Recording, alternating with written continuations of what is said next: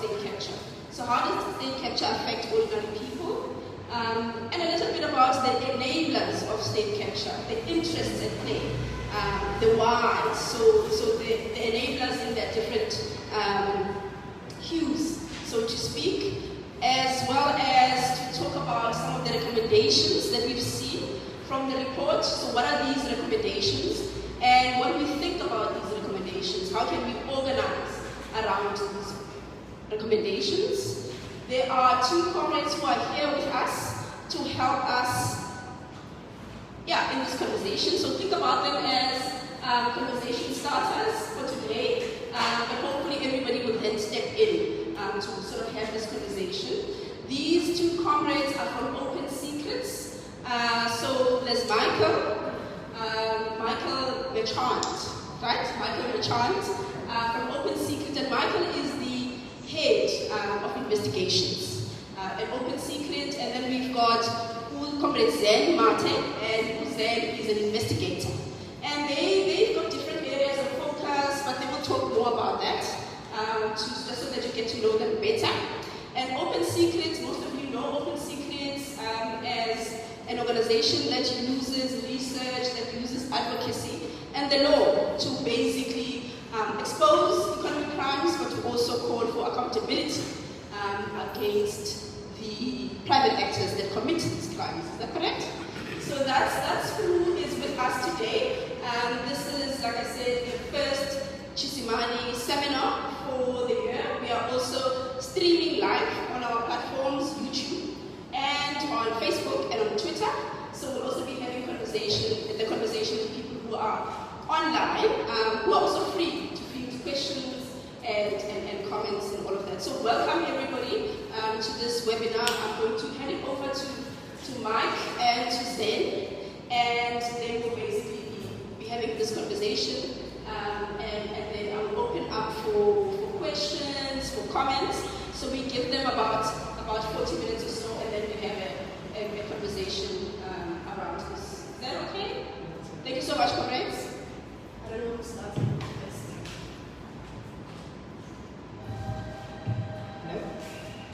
Thank you, Pindile. As you mentioned, and good evening to everybody, both online and in person. Myself and Mike will be trying our best to speak to some of the Commission's findings. And I think, as Pindile has said, we were in conversation yesterday. As much as we do some of this work and we're engaged in a lot of this work, I think this first quarter of the year has been very off the cuff responses with the release of the reports, and so we've only had so much time to investigate and then look through those, even though we've been involved in this work. And I think with comrades in civil society and partner organizations that are also involved in this work, and with the public in general and the media, we're all in a conversation with the release of the findings so far. And I think, as Pindile said, the first question is really digging into the findings of what the Commission has made so far. And I think Mike will want us into a conversation around that to begin with. But just to place us into context before Mike kicks off into some of the focusing in on part 1 and part 2 of the Commission's report, I'll place us into the broad discussion of what the Zondo Commission is and how it emerged, just to bring us into the space a little bit. And the Zondo Commission really emerged following the directive from the Public Protector's Office, which was led by Tshisimani at the time, to really look into very specific recommendations that were made that then became the terms of reference of the Commission, and became what the Commission was tasked to look into at the time. And it was actually instituted by the former president now, Jacob Zuma. Even though we have seen, I think for those that know and for those that don't know, a difficulty from the Commission side to bring the former president to testify. It was during the presidency that the Commission was instituted. And I think what followed was that, following the public protector's recommendation and institution by former President Jacob Zuma, was that in 2018 the Commission began its mandate and its work. And the Commission has been ongoing from that time, and has been really conducting its hearings for over, now it's almost 4 years. And what we found is that there's been over 400 witnesses being called, and even the Commission itself found at the time that its terms of reference, which began to, as instituted by the Public Protector's Office, as quite narrow. What then happened with the calling of witnesses was that it opened the scope for the discussion and really what the Commission then had to deal with the people and the witnesses that were coming forward, and what was brought forward by the Commission through the workings of the Commission, and what could ultimately not be ignored by what was being found and exposed during the process. And so even though the Commission's work during its process widened, the Commission then did a process of narrowing in the final year and a half to say, this is what we've been tasked to do. And I think since 2018 and the last hearings of the Commission ending last year in 2021, we now have the Commission releasing what it amounts to be a 3-part report. The first, which has been released, and the second, which has also been released, and the third, which is forthcoming, which we're looking forward to towards the end of January. And I think that is the context in which we're finding ourselves having this conversation today. So part 1 and part 2 of the Commission's report focus on various volumes. The first focuses on 3 volumes, and the second focuses on 2. And I'll hand over to my colleague Michael to speak to some of those findings before speaking to some of the others.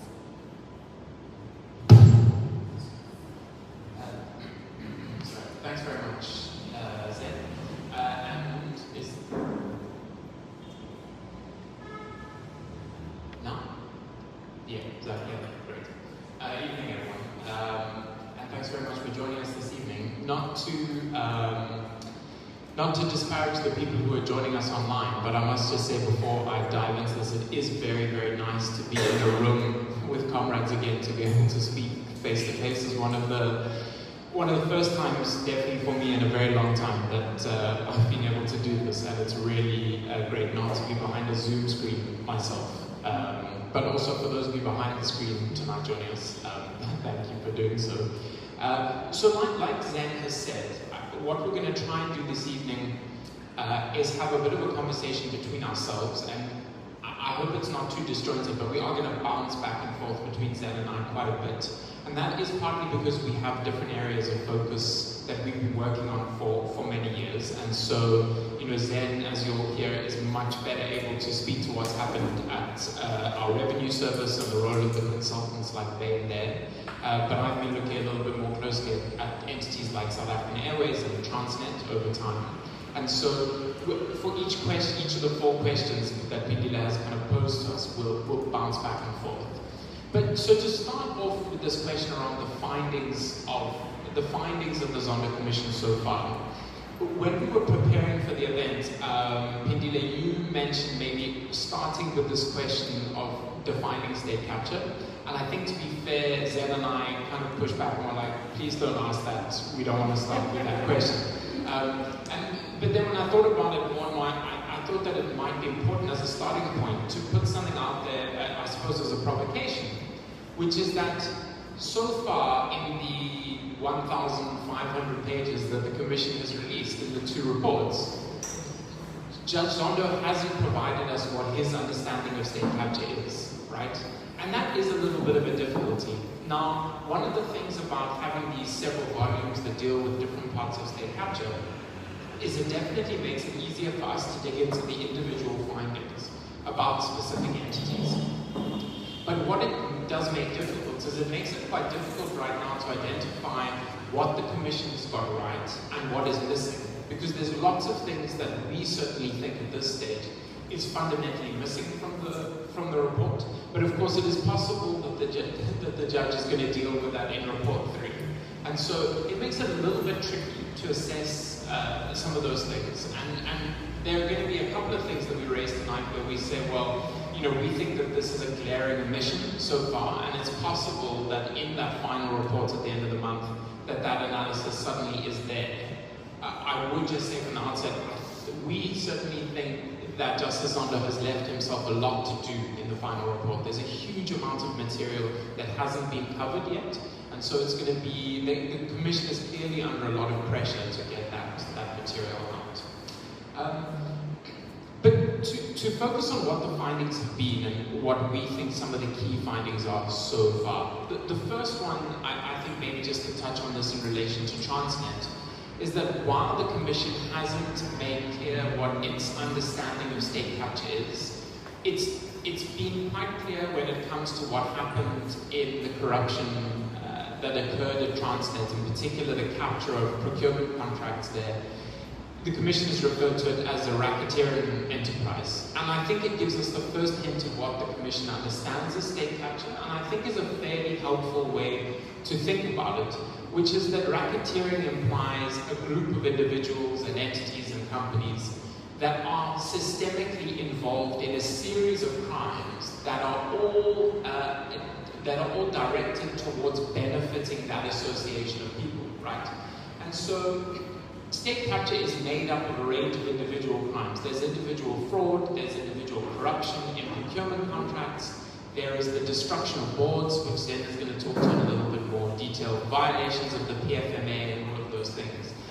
But the real point and the real thing that you get to at Transnet is that all of those things are part of a systematic effort to repurpose our institutions for the private gain of a set of entities that are related. And what the Commission does point out, specifically with regards to Transnet, but also a range of other entities, is that what the Gupta family and what their kind of connections did so well is to use a series of entities, corporations and front companies and those things that appear on face value to be just another company vying for a contract, right? And they would use the kind of the various deficiencies in our law and things like that to hide the fact that these were the same interests behind these entities. And what we'll get to a little bit later, and I think the thing that's missing from the report, are some of the ways in which our law and international and global laws allow people to do that, allow people, companies and individuals to hide behind secrecy, to put up fronts with ease in order to gain money from corrupting procurement processes, and then to siphon that money around the world before anyone can keep track of it, right? And for those things not to be dealt with. And so the description of the Gupta enterprise as a racketeering enterprise is helpful because it brings home the systemic nature of what occurred, right? And what you begin to see in the first 2 volumes of the report is that there was a pattern in the way that these entities went about capturing our institutions. And they had to do very similar things at each and every entity that they went to. The first thing they had to do is they had to purge the institutions of the board members and the other people who worked there, who had just become very used to doing things the way that they were supposed to be done. And when you look back at what the report has found, I suppose the encouraging thing to remember is that many of our institutions were, although patchy, were performing their basic functions very well. So Transnet is a good example of this. Transnet had a very skilled finance department. They had lots of people who worked there for many years, who knew how to go to the bank to get a loan, right? Those kind of very simple things. What the Gupta family and their acolytes, people like Salim Essa, Eric Wood, and Regiments, for example, realized is that what they had to do is they had to get those people out of those positions.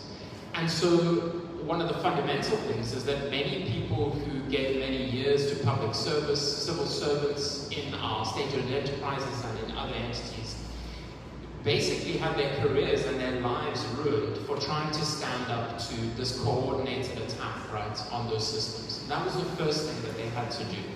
They had to get those people out of the way so that they could capture these very lucrative public procurement budgets.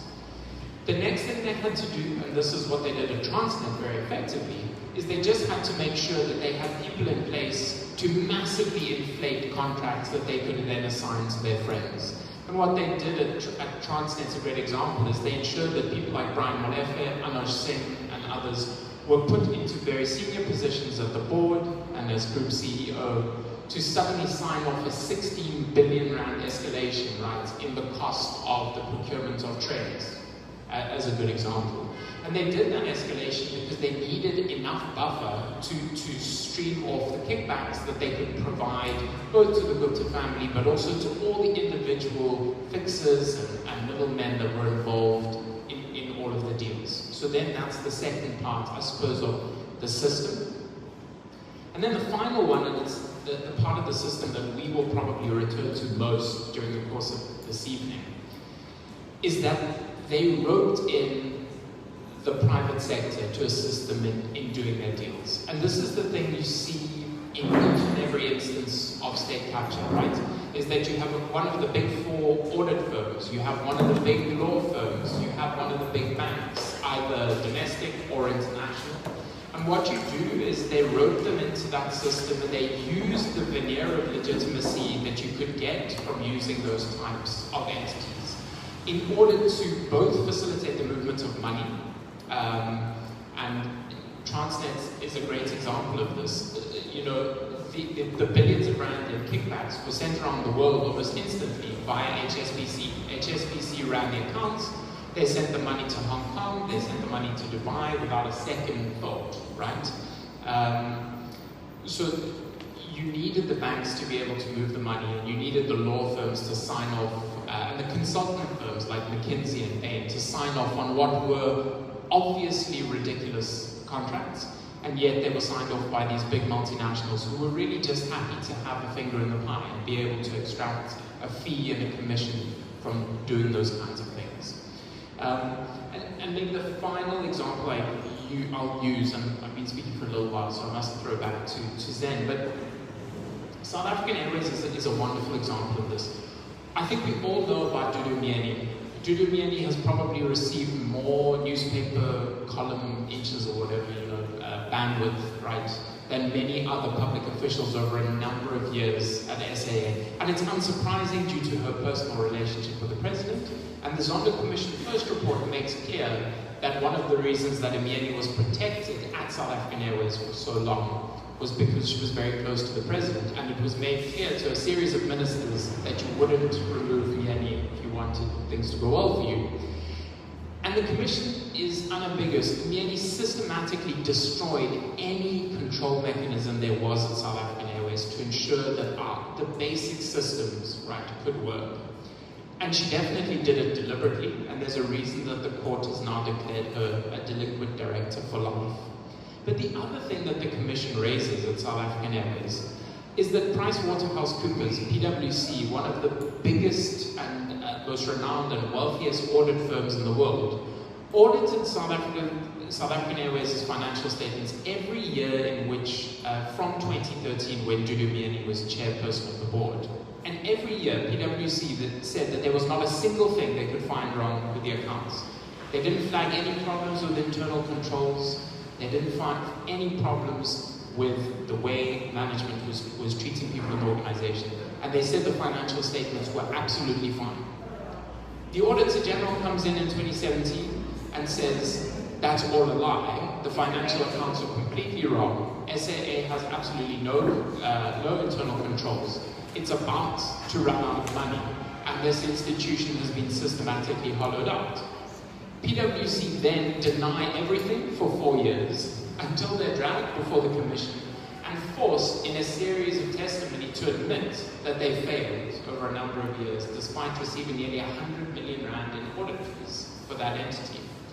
And the reason I use that example, I think, is that there's no where you can compare the amount of attention that PwC and Dudu Myeni have received, right? We hear about Dudu Myeni incessantly, and PwC managed to slide under the radar for many years. And that is a persistent problem that we've had in the way that state capture has been characterized. And I think just before I hand back to Zed, what I would say for the first two reports is that the Commission has been inconsistent in the way that it flags the role of the private sector enablers. In some of the sections it picks them out and it does well to identify what they did wrong and says they must be held to account. You know, the Commission has recommended, for example, that Nedbank is investigated and may be prosecuted for its role at Airports Company South Africa. And yet then we get to the second report in the section on Transnet, and the entire section on the banks is missing. And I'll speak to this in more detail later. What I would just say, the final thing, is that it's been a bit patchy so far, and it's one of our concerns that we have, is how much is the private sector's role really going to be explained in that final report. But yeah, Zen, sorry I've been talking for a long time, let me hand back to you on SARS and denial. Thank you, Mike. You have not been speaking too long at all. Just to pick up from where Mike has left off, as Mike mentioned, in the part one of the report, there's 3 volumes, and the first one is SAA, the New Age, and SARS, and the last part of the report focuses on procurement. And in the second part of the report, we have this focus on the SOEs, Transnet, and denial. And as Mike has highlighted,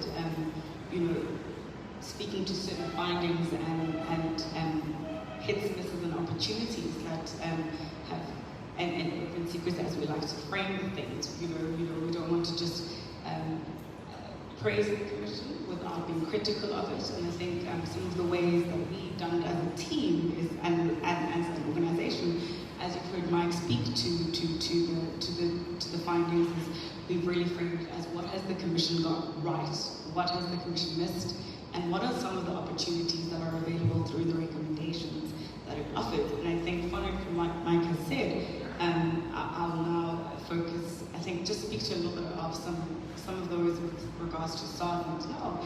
And I think the main, just to stick to that framing that we as a team have looked at in terms of hits, misses, and opportunities, with regards to SARS, which is South African Revenue Services, we found that it was a little bit of a surprise, to be honest, to find that SARS featured in part one of the report, and it wasn't in the terms of reference of the Commission, and that's why it was a surprise.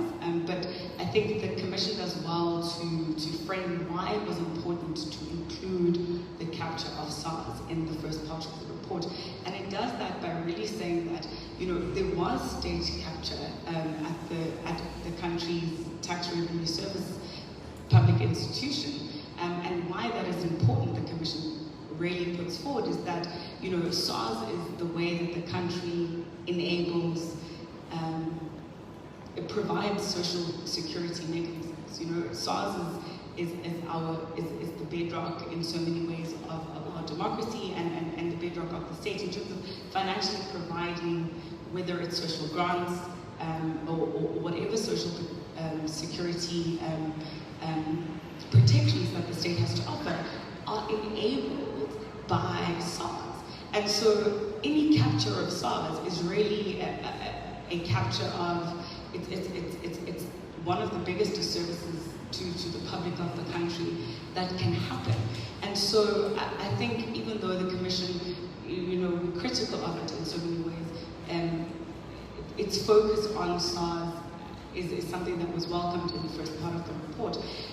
And what it does in that first part is to really highlight the capture that was enabled by Bain, which as Michael has mentioned, we've seen a huge miss in some of the ways that the Commission hasn't really focused on the private sector enablers that made state capture and corruption possible at our public institutions.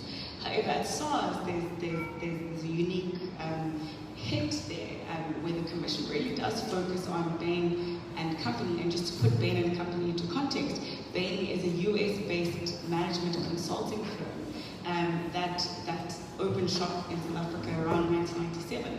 and it forms one of the big management consulting firms in South Africa with BGC and McKinsey. And just to place that into context, they're a huge private sector enabler, which has been spotlighted, correctly so, for enabling capture and corruption at SARS. And just to speak to that, SARS would not have been able to be captured by the likes of Tom Muyane and former President Jacob Zuma without the help of US-based consulting firm Bain.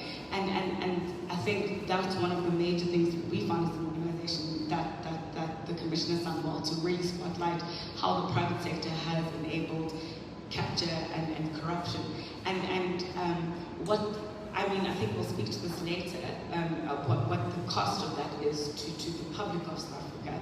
But just that was a big hit to really say that in the findings of the Commission and in the report that came out in the first part, that highlighting that Bain was part of the capture of the public revenue service from conception to collusion to capture was one of the main things. However, we found in the findings and the recommendations of the Commission are two separate things.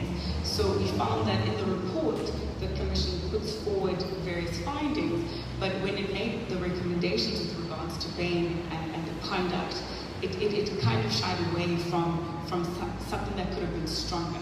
It made strong findings and provided evidence and put forward really critical points of criminal violations, to put it tentatively, and to put it in a way, that still needs to be proven in the court of law. But those are the things that we found that the Commission did right in the first part of the report. However, we find that in the recommendations of the Commission, they shied away from really recommending that Bain gets investigated for some of those things, beyond a suggestion for the MPA to make to interrogate some of their contracts. And I think that was one of the ways where, even though there was this great thrust towards the Commission to put the private sector forward in enabling capture, there was a lack of follow-through from findings to recommendations at that point.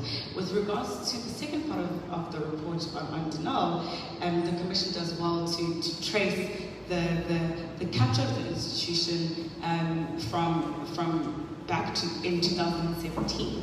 And I think that speaks to and traces the capture of denial through not only the contemporary capture, which happened in around 2010, but traces it back to one of the first contracts that happened from arms court to denial in about 2017.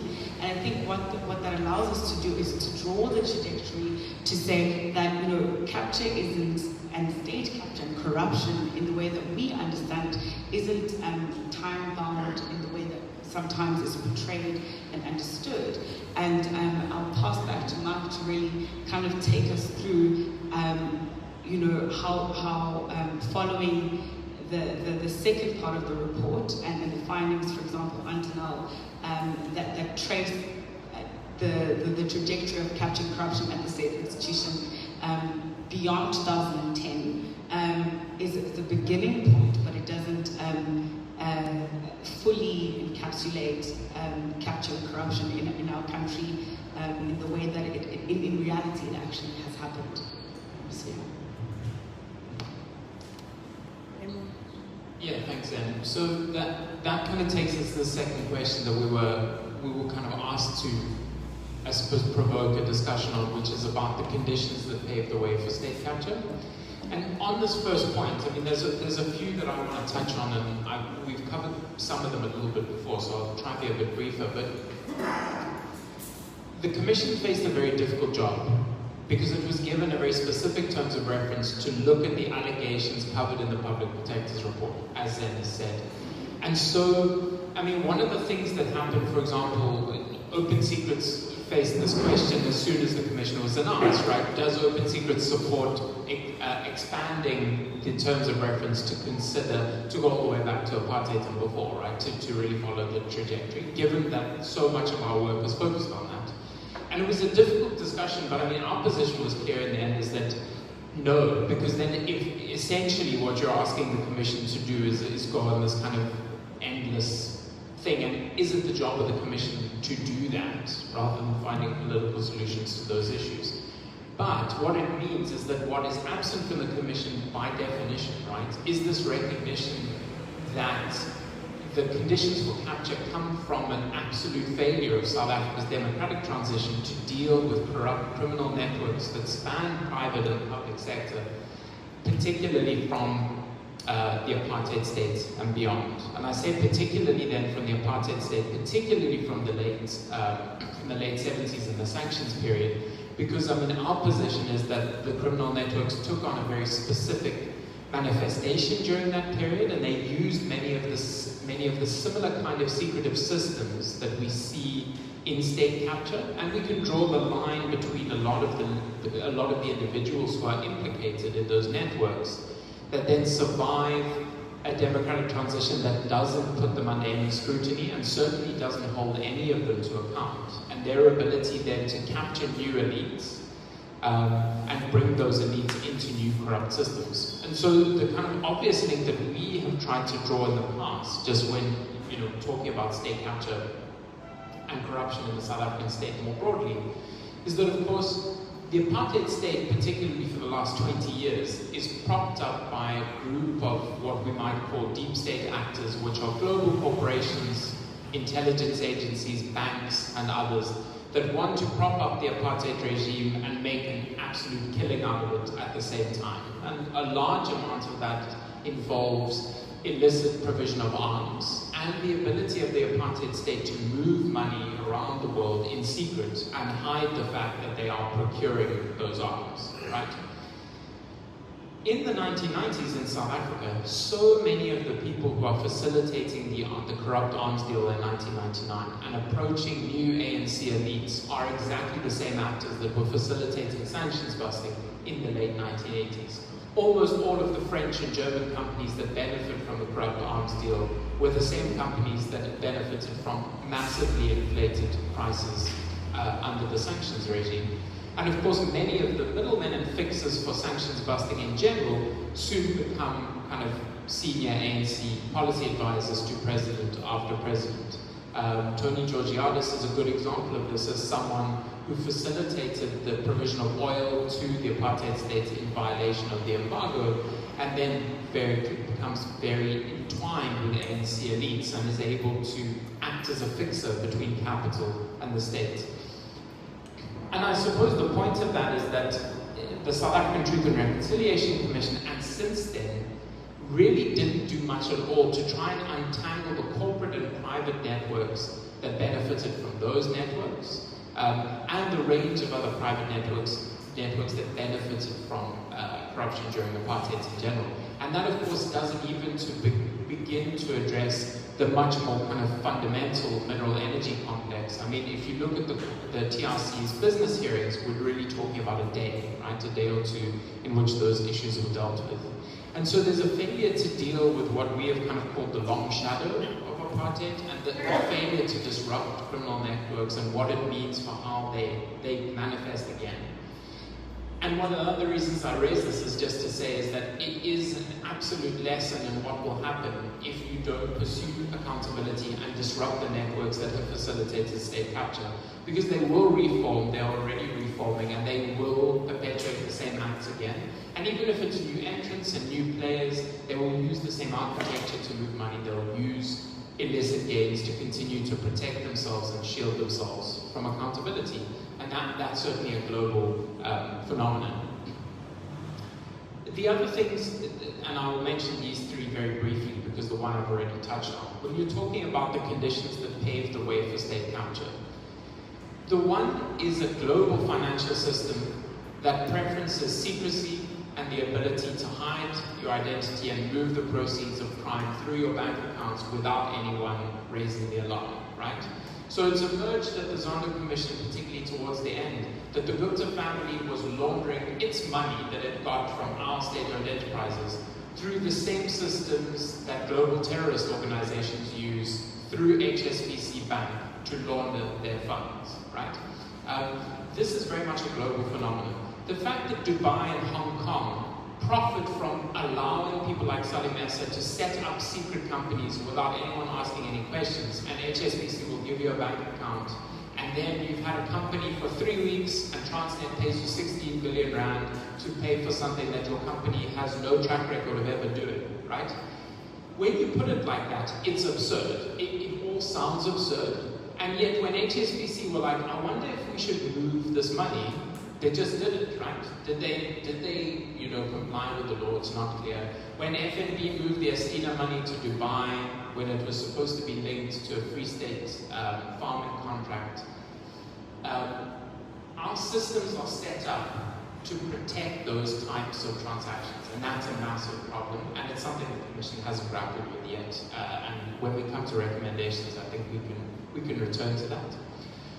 And then the final two, in terms of conditions that paved the way for capture, the kind of obvious one, maybe doesn't need saying, is that those networks needed to gut our law enforcement institutions. They needed to disband the Scorpions. They needed to target independent-minded people within the MPA and the Hawks. And they needed to make it a deeply unpleasant place to work, so that not only were people who wanted to pursue accountability removed, but they became such awful institutions that people left en masse, leaving them with massive resource constraints and really an inability to grapple with these kind of complex financial crimes, right? And we see that today. The MPA and the Hawks lack the kind of financial expertise to unpack some of these complex cases.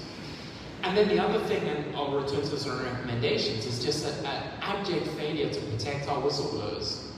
We have known about so much of the state capture material for such a long period of time because those people within SOEs and other places blew the whistle and tried to draw attention to the fact that this stuff was happening, right? Our law just doesn't make enough provision to protect those people and those whistleblowers from being hounded by the entities that they blow the whistle on. And if you don't have the kind of protection for them, people can raise the alarm about things that are happening, but they can be silenced. And if you couple with that with a deliberate attack on the agencies who are supposed to investigate those crimes, you have this vicious cycle where actually many things, become public knowledge. You read about it in the papers, and nothing happens, and the extraction can continue. You might set up a slightly different company, change the name, for example. State capture regiments, essentially the interests behind regiments become trillion, but they engage in exactly the same content over time. So those are the things, I think from a private sector perspective are the kind of the enabling things. But there's obviously all the stuff on the public sector side about procurement and boards. But then I think you want to discuss those in a little bit more detail.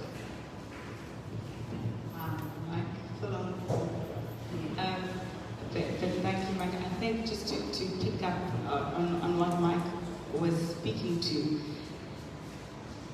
before moving on to some of the saying enablers, I think I'll speak to that in terms of saying it was not possible for the money to be moved, for that was moved, to move without the banks moving it. And it's quite literally simple. So when we're talking about private sector enablers and state capture, we're talking about bank institutions that flag for you, oh, you have insufficient funds to swipe your card when you're buying something, right? I mean, they can do that. And that means, of course, they are the door to, or the door opener or the door closer for whether or not money moves. I think, if there's suspicious activity on your car, the bank flags that. And when we're talking about ordinary day-to-day things and bring it down to really understanding it in that way. I remember when we were first having this conversation, when I first read Open Secrets, I thought, that's crazy. That is absurd. There is no possible way that the the amount of money that was moving, and has been moving and continues to move, can move without the banks. It's not possible. And when we're talking about private sector enablers, that's what we're talking about. We're talking about really it's exactly that. You have banks that are stopping us and from transacting at Pick and Pay and Spot, me personally, and flagging suspicious activity in our cards, but they can't flag billions of rands or dollars being moved between country to country. I mean, and then on top of that, in terms of what Michael was saying, enabling is not just saying, oh, what, you know, and whether you're moving it in small amounts repeatedly or whether in big amounts over time, you as a bank are aware of those transactions and you are allowing them to happen. And if somebody, whether it's a junior person or a senior person within your banking system or an organization is possibly flagging that, which we have found in what Mike was talking about, the hounding of whistleblowers, you get hounded by the system. And so I think when we're talking about how capture happened, there's a sense of a network of fear that was created in private sector organizations by those that had the power to do so. But also beyond that, you're talking about a lack of disruption of networks that are corrupt.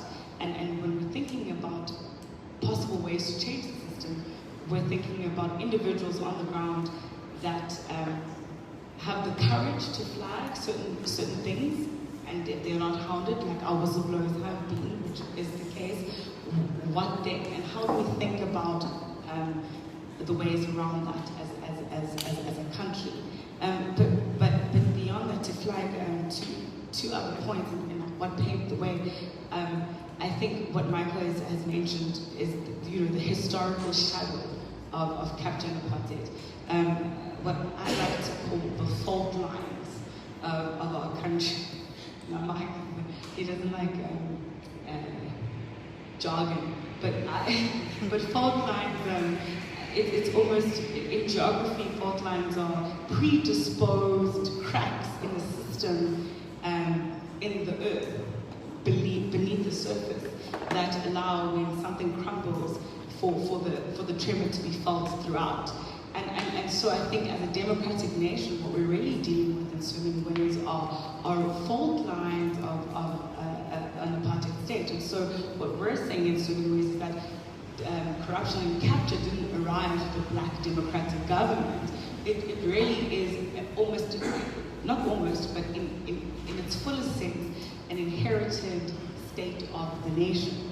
And so when we are trying to think how we move past that, I mean, which is not the question of how capture happened, even though it is, we're really thinking about what did we inherit, and how are we confronting that, and how do we move forward from really facing what we inherited, and not using it as an excuse, but also just arriving at our reality and looking through how we move on past that. And I think my third thing, before moving on to the next question, is very technically how capture happened was to strategically place individuals in key positions and to do your bidding. And that is a great deal of what happened. And so when we're talking about the gutting of boards of state institutions, it's really one of the main mechanisms through which capture happened. It was, let's remove individuals and place those in strategic areas where we can make in key decision-making points. For example, in Denel, when Lynn Brown, who was placed, which the Commission found as the Public Enterprise Minister, to gut the Denel board against the public enterprises, against her department's recommendations. She placed a board that then went on to bring the SOE to its needs. And we find that in key state institutions and in various areas, that was the mechanism of capture, was to replace individuals and place particular people in strategic positions to allow them to make the decisions that allowed for capture to happen. And I think as we, and I think those are some of the points that I wanted to touch on. I'll pass them to Mike to talk about the next question. Cool. Thanks, Lynn. Just from an anecdotal point of view, so I have to add this because one of my favorite, maybe the wrong word, but with Denel, such a wonderful example. Lynn Brown went to Parliament and said, this was the previous Denel board, I think it was late 2014, early 2015, that was one of the best SOE boards she's seen. She was Minister of Public Enterprises. She wishes she could deploy that board to the boards of other SOEs because she could, they'd sort the issues out. And 3 months later, she fired all of them, right? Plucked Daniel Mancha from obscurity, someone who'd already been struck off the roll of attorneys, and appointed him. Now, it was so egregious and so obvious at the time that it was an abuse of power, right? That here was a minister clearly making decisions that weren't in the interests of the entity, and yet there didn't seem to be a way to kind of deal with it. And we will get to it on the recommendations, but it is interesting that Zondo has called to criminalize abuse of power, because I think what the Commission has seen in this instance is that there's lots of times that politicians have discretion to do stuff, and it's not obviously criminal, but it's clearly for an ulterior purpose. And so this notion of criminalizing those kinds of things, I think is interesting. Pindila, I think that we are pushing time, and so we will accelerate, we promise. Let's try and wrap up this part of the discussion so it can be a bit more back and forth. But so the third question in terms of the costs of state capture, I just have one or two things that I want to flag. First thing is just to say, it's one of the most obvious things that Zen and colleagues and I have said is missing from the Zondo Commission report so far, is that if you pick up the 2 volumes, you could be mistaken for thinking that state capture didn't really affect you and I. It is a little bit bizarre. We would have thought that the Commission would have made very clear up front when it discusses these reports what the consequences are, not just for the people at Denel who don't get paid their salaries, but for people who face an austerity budget as a result of years of mismanagement and the looting of public funds. That so far is missing from the analysis. But if you want to talk about the costs of state capture, you have to start, I think, with the legacy of public debt in South Africa and what it means for the state of our fiscus. So at the moment, South Africa's public debt sits at over 4 trillion rand.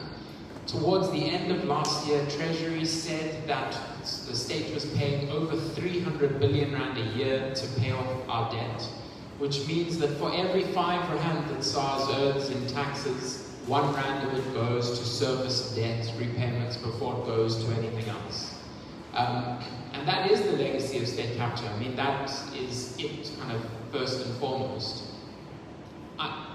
Of course, the fact that the ANC government is pursuing an austerity budget can also be put down to a catastrophic failure of political imagination and this kind of inexorable trend that austerity is the only way to end issues of fiscal issues. And I think that's a political discussion that has to take place.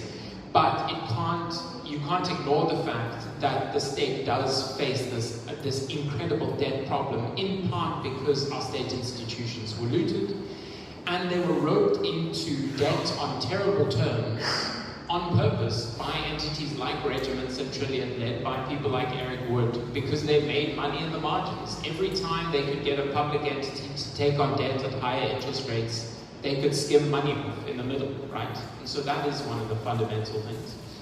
And then the other, and this is the most obvious cost, is that when you gut public institutions, you gut their ability to provide services. And so this hasn't been covered yet. This will be coming in the final installment of the report.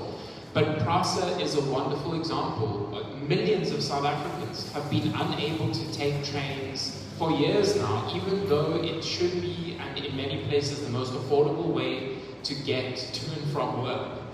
because a group of at PRASA manipulated procurement processes to contract with people to extract massive kickbacks, to either buy trains that weren't fit, or in contracts that then fell apart so that the delivery didn't take place. And those kinds of things are the actual impact of what state capture has done to the country. There's a few last things I want to say in terms of the recommendations, but then I want to turn back to you for costs that you wanted to flag. Sure. Thanks, Mike. I'll touch on two things, so that in light of time, as Mike has highlighted, so we can have a broader discussion.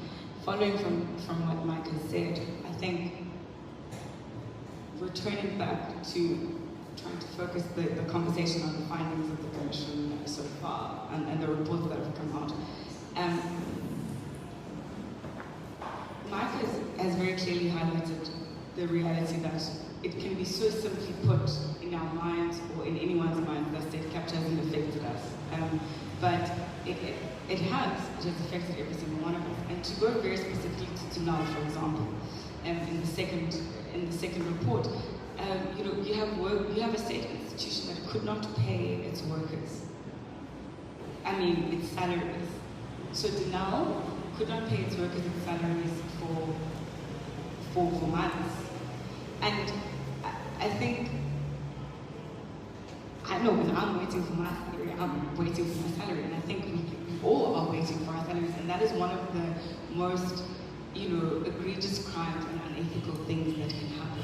When someone is expecting a worker and an employee of a state institution is not receiving their salary and doesn't know when it's going to be coming, and has no explanation as to what has happened and to when and to when it will be paid, I think that if you put yourself in that position, that's some of the most direct in terms of so far in the recommendations and the report that have come forward for the Commission, the most glaring thing that has come forward. Beyond that, just looking at SARS. As I've mentioned, SARS is the revenue agency of the country, and without which we cannot provide any social protection services to the country as a whole. And just to be clear, between 1998 and 2009, 2007, SARS had doubled, had put in mechanisms and built capacity to double the tax collection agency's output. And it moved from about 2.1 million taxpayers to 4.1 million taxpayers. And what that did is that it had a rippling effect on the state's fiscus and the ability for the state to provide social services and the money available to the state to do what the state does. However, what happened in the capture of SARS was that it slashed what SARS was able to gain from the country, and the amount of taxes and money it had built capacity to collect by 50%. And when you're talking about a lack of being able to provide social services and increase debt and not being able to have a buffer to deal with the COVID-19 pandemic, you're talking about a state that is without revenue from its tax collection agency. And so when we're talking about the bottom line with regards to the people that have suffered, because of state capture and corruption, it's all of us. Everybody in South Africa are victims. State capture is not a victim's crime. I think there was a time when that was going around and it was being said, state capture is a victim's crime. And it's very clear in the situation that we face in the country right now, and some of the lack of our ability to, as a state, to respond to, for example, the COVID-19 pandemic, and to provide a basic social income grant, that state capture is not a victim's crime. And I think in some of the ways that Open Secrets is engaged in this is we held a people's hearing on state capture back in 2019, in 2019 and we provided a platform and engaged with activists and civil society organizations for people to come forward and to speak to their situations. And we had an open mic kind of night and day where people were able to come forward and speak to their situations, following, prompted by the context of state capture and corruption. And the stories that came forward were quite literally organizations such as Equal Education coming forward to say that, the state capture and corruption has meant that textbooks are not being able to be delivered to schools around the country. It meant that organizations like Section 27 were coming forward, which is a civil society organization that works with health around the country, to say that there's been ambulances and healthcare around the country have not been able to be delivered. And the general public coming forward to say, this is the situation in my community, and this is what we are facing as a country. And that was a stark reminder when we put all of that together to say to really put forward, the cost of capture and corruption, and to really highlight, which we then submitted to the Zondo Commission to say, this is what the people of South Africa are saying. We're not speaking for anybody, we're speaking all from our own perspectives. I have this to say, Michael has this to say, and this person has this to say, and this is what people in our country are facing and what they are saying about it. And we submitted that to the Commission, and just to speak to that, highlighting the cost of capture as civil society, as activists, remains important and is pivotal to really driving home that state capture isn't a victim's crime. Thanks, Zen. So just on the recommendations as the final thing, maybe to prompt the discussion going forward, because this is the title, what next? From our perspective, or certainly from my perspective, I can kind of characterize the recommendations of the Commission so far as, the way the good, the bad, and the missing. I think there are things there that are really encouraging, and things that can be organized around them and pushed. There are things there the recommendations that I think we should be cautious of, and we need to have a conversation about what they really mean. And there's some things that the Commission so far has failed to grapple with at all, and something that I think collectively we need to think about how we deal with those. But from the good, I think the most obvious one is that the strength of the Commission is that it's given us a very clear agenda for prosecutions. Under each section, there is a very clear sense of who needs to be prosecuted and for what. The Commission has used sometimes, I would say, kind of soft language. It's always like further investigation to establish whether there can be a prosecution. I think the Commission's done that because it recognizes that the rules of evidence are different for commissions and courts, and so ultimately the MPA needs to decide. But I don't think the Commission would be recommending people for consideration for prosecution if it didn't believe that there was enough evidence, basically, to support that. And there are reams of people who need to be prosecuted. The thing that we have been saying for a long time, and I want to stress, is that this is not just the big, complicated prosecutions of the racketeering enterprises. It's also the smaller, low-hanging fruit prosecutions of people for individual violations, right? So in South Africa, it's a crime not to report corruption. It might seem funny to say that, because it doesn't appear that anyone has been prosecuted by the MPA for that.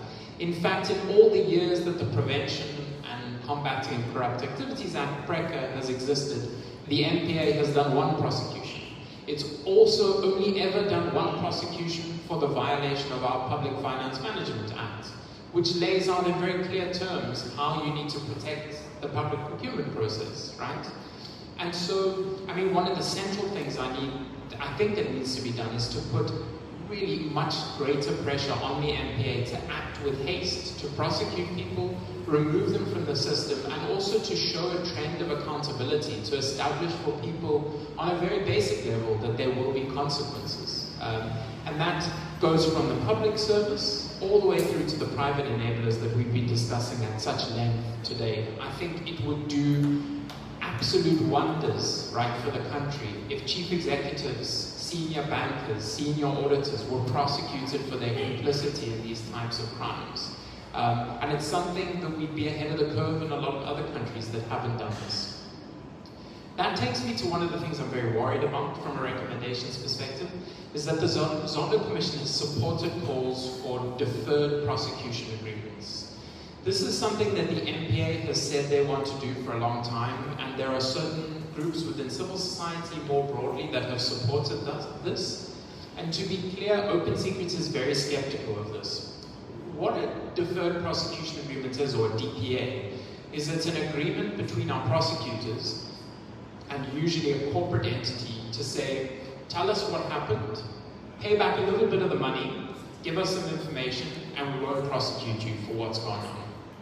And the MPA says they need to do this because they don't have the resources and the ability to go after the kind of big prosecutions. Our concern is that where these systems, where the DPAs are used in the world, places like the United States and the United Kingdom, what they tend to do is ensure impunity for large corporations. Large arms companies and banks enter into deferred prosecution agreements all the time.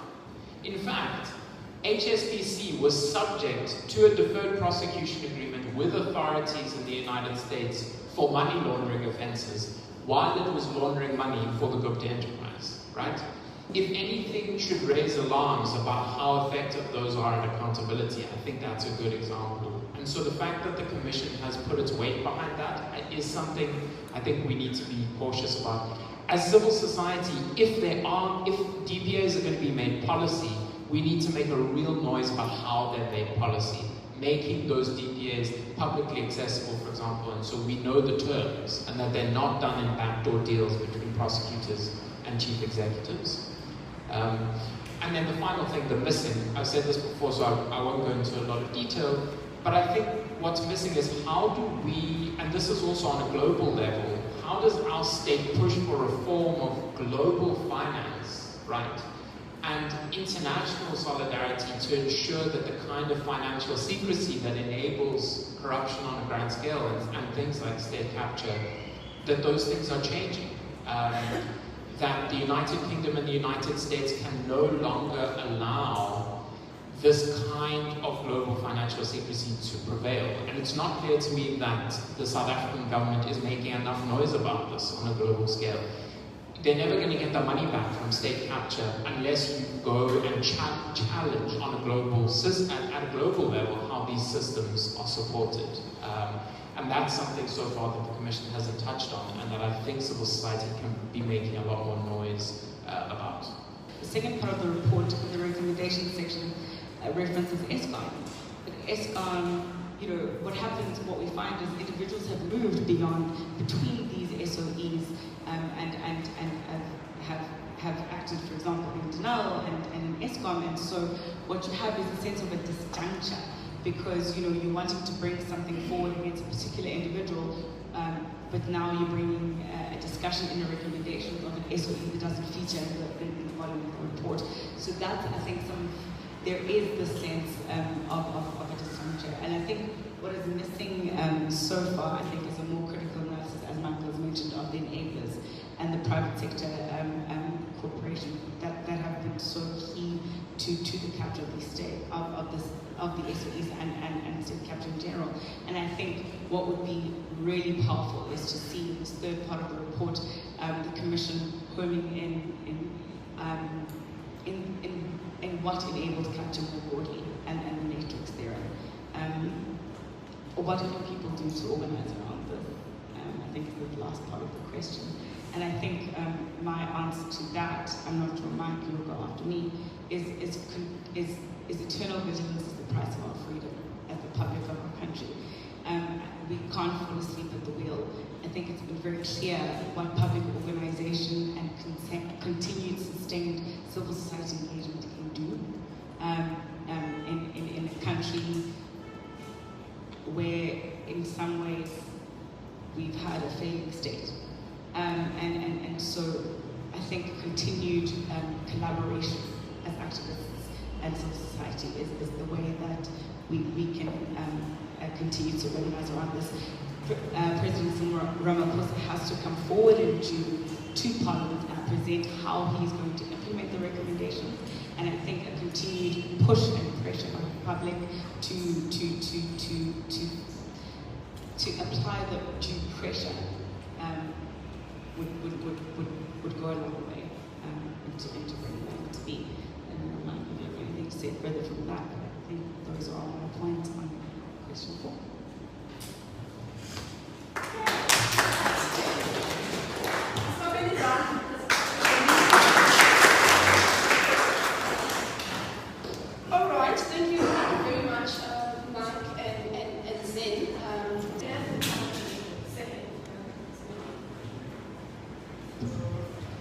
Thanks, comrades. My name is Noaz.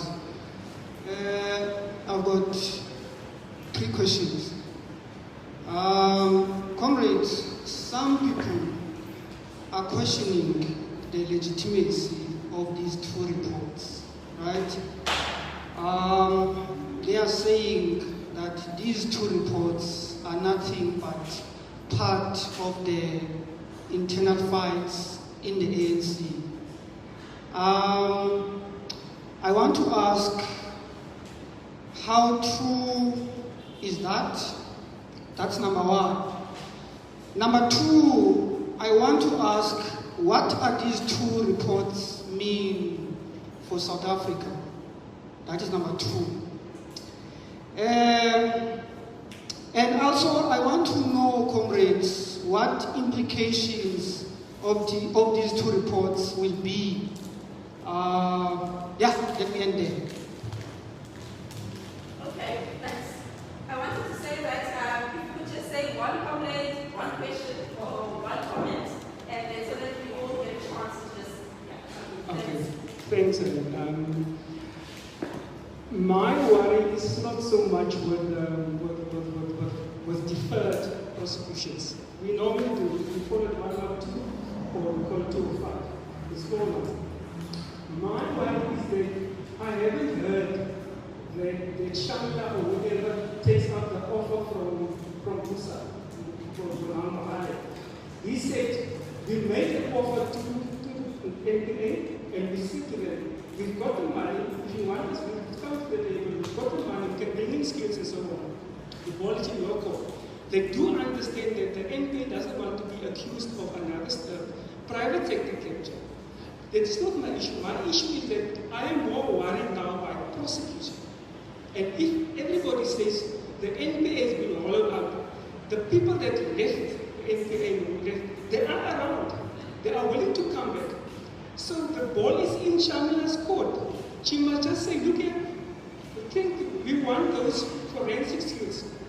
I'll be short, comrades. I think for me, this is not the first time that we're having a commission.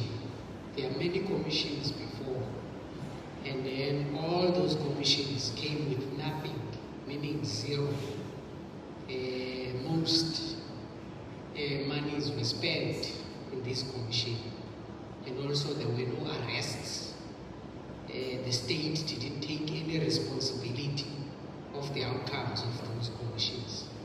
And also, most of those commissions were raising big questions on big companies that should have been prosecuted. And most of them are also in the state capture as we speak.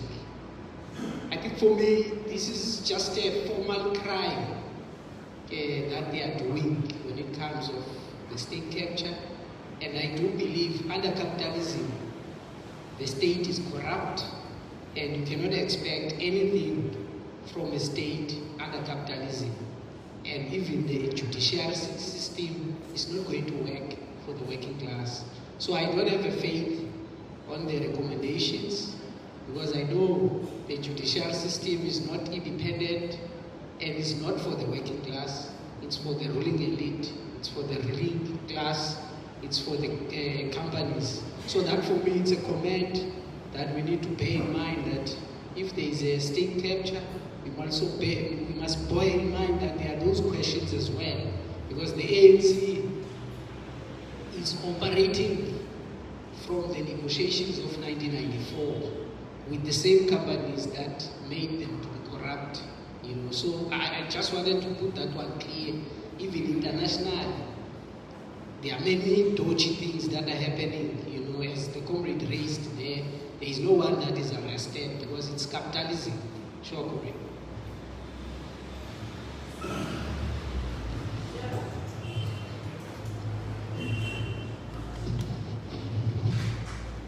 Thank you, comrade. Thank you, Michael and Zen, for a very interesting and detailed overview of the report. I find it very interesting. They said the devil's in the detail. I want to raise a comment and a rhetorical question around the three players that you refer to in your input: the state-owned enterprises, and global capital. So maybe I should just read this. Let me just do it back to you. I'll read that out for the second round.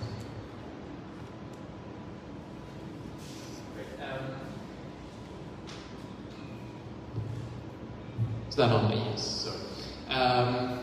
Yeah. So these are really great questions and comments, and so many of them I think resonate with what I've been thinking of during the discussion and things that haven't come up. I'm going to give a go at the kind of things that jump to my mind, and then Zen pass on to you. But just on this first point about the legitimacy of the Commission. It's a tricky question because there's no doubt, we see it in the public domain, the ANC is absolutely tearing itself apart in many different ways, in many different public forums. But I think in this instance, what you do have, and Zen spoke to this, I think there's solid evidence here that the Commission went out of its way to do its job from a narrow perspective of what a Commission is asked to do, is to do it well. We've had commissions in the past, and I'll come back to this question about the country of commissions, but we've had commissions that have determinedly decided to skirt the issue completely and not listen to the evidence. And we've had commissions try and ignore, the range of the issues. And I think at the very least, what Zondo did is he tried to call as many witnesses as possible. He gave everyone ample opportunity. In fact, in many instances, a former president included, he probably gave too much opportunity for that person to have their say. But what it does mean, I think, is that we have a solid record coming out of this, and I don't think that the Commission's reports simply represent a partisan position. I think they do reflect a very rigorous attempt to grapple with what happened at the entities. Not to combine the questions too much, but just to say the one issue, of course, with that final point is that it often comes across as this more granular look at contracts and doesn't deal with the bigger question, which I do want to come back to. In terms of the MPA, I couldn't agree more with your point about, I think there needs to be more general pressure on Shamala Batoy to act. I think we've given her too much time, to be completely frank. And there was the sense here to new NDPP, and they've got to make the most of the institution, and they've got a lot to deal with, and that's all true. It was definitely a mess, etc. I think it's been too much time, and frankly, I cannot understand why some things have not been done sooner. On the issue of Busa and the offer of money, one of the things the MPA is dragging its heels on is a policy on accepting private funding. We would be concerned about the way private money comes into prosecutions. So, for example, around the Steinhoff case, there was the sense of was Steinhoff kind of funding the prosecution of entities related to their own fraud, and that raises massive conflict issues.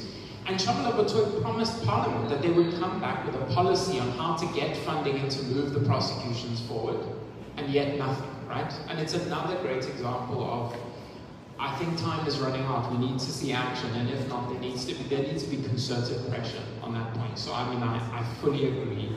I fully agree with that.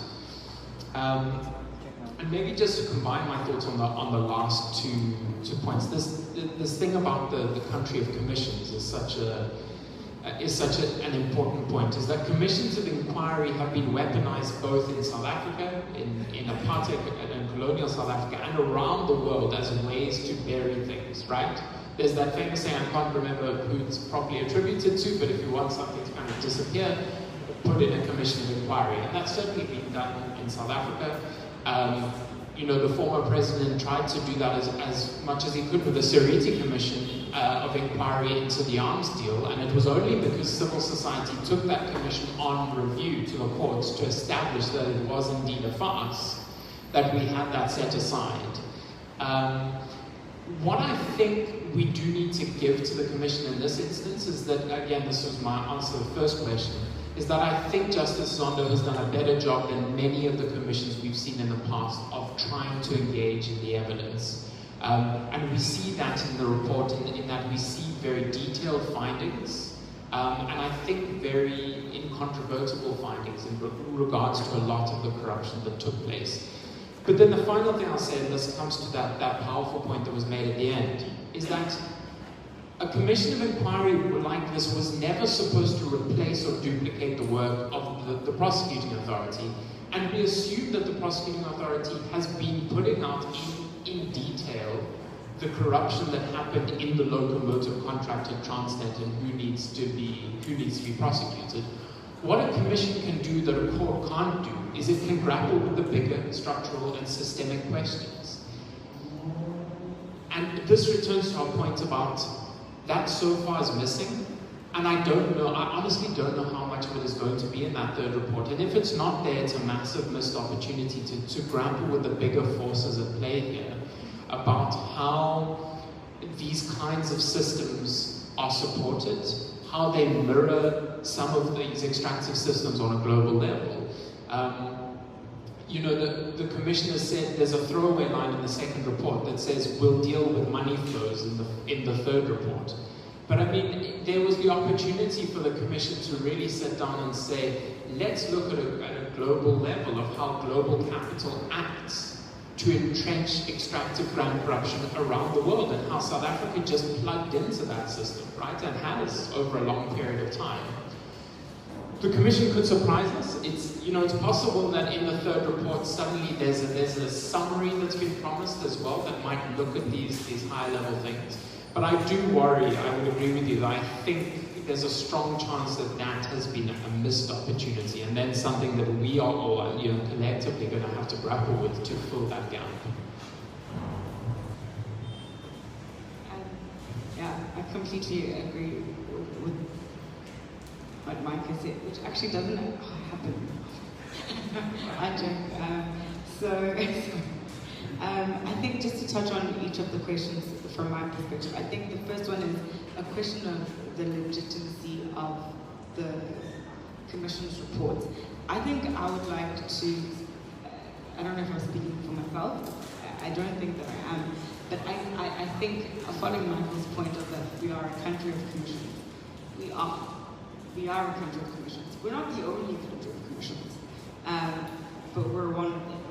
I think there is something powerful about what commissions can do, in the sense that they allow a broader scope beyond what is admissible in a court of law to be brought forward to its hearings.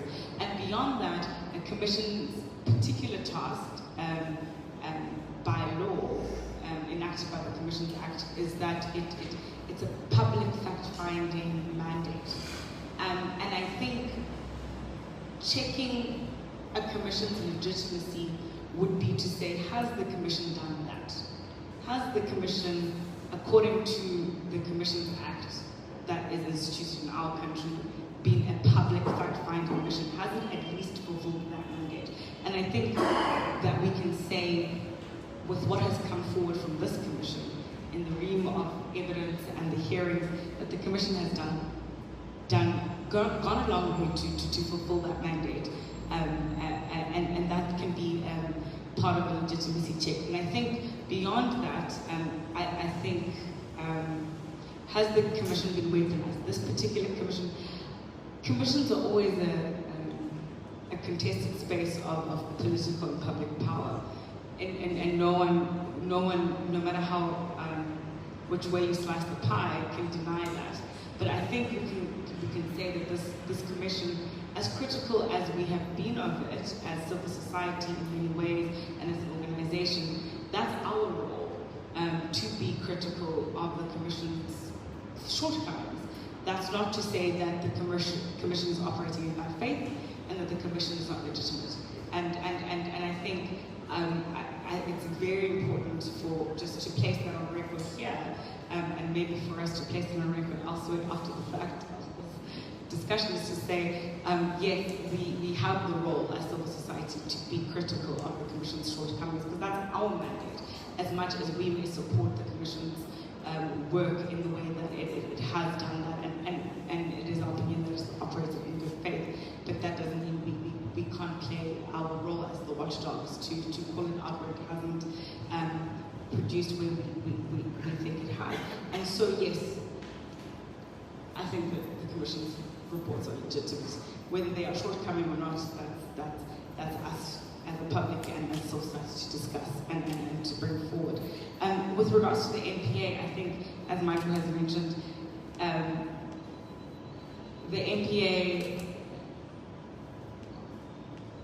I have one particular issue to raise with regards to its response to this particular commission, and is that the NPA was given special permission back in 2021, not for the year, to not wait for the end of the Commission's findings to conduct investigations and to put together cases for prosecution. And so the question of what must the NPA now do that the report has come out exactly speaks to the frustration that is very clearly coming from the room, to say the inaction of the NPA is not really coming, it speaks to the public's discontent of what has the NPA been doing. It's because it's not now that, the Commission, the Commission has been sharing information with the NPA since long time ago, for the Commission to act long time ago. And so to say what's going to happen, what's going to be done by the NPA now, is really, speaks to that fact that the NPA has more than stalled and been more than inactive in bringing forward cases. And just to speak to the last question of fault lines and corruption, as Mike has mentioned, we hope that in the third report there is that connection between what has come forward so far and the global and the more broader networks of that connect state capture and corruption beyond just the centralized group lens and the focus there. Right.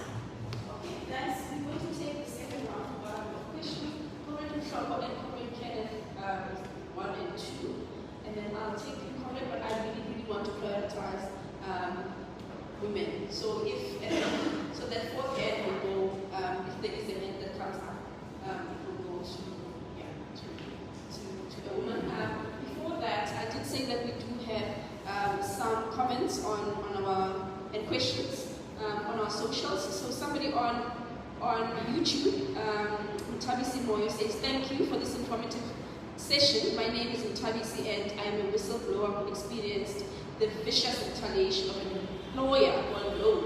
I hold a corruption and governance degree. In my thesis, I examined the pattern of capture of SOE procurement systems, and I agree fully with the speaker on the factors that enabled capture. So that's the one comment. And then the second comment is really about, I suppose, the immediate things that are possible that we can do. So it's a question, what changes can be introduced to ensure that boards are not abused? Any suggestions on how to democratize governance at SOEs? And that question comes from Comrade Dingas Quim, who's in Joburg. So I'm going to take Comrade Mtrobo, Comrade Kenneth. I've forgotten the comrades there. And then if there isn't anyone else, I'm going to take base at the back.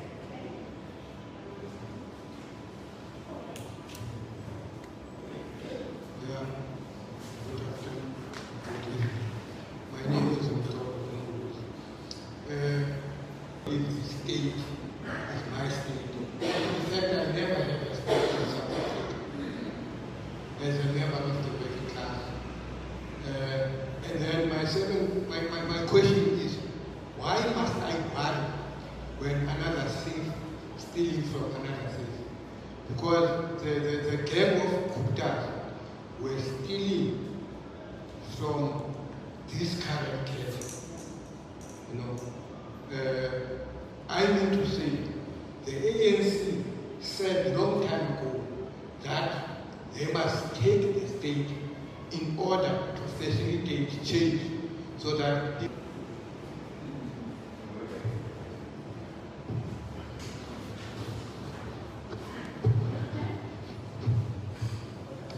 Thanks, leadership. My name is Kenneth, and I'm from the Housing Assembly. And first, I'd just like to say, the moment you said recommendations, Comrade Zuma's voice is playing here in my mind, that recommendations are recommendations, and not verdicts.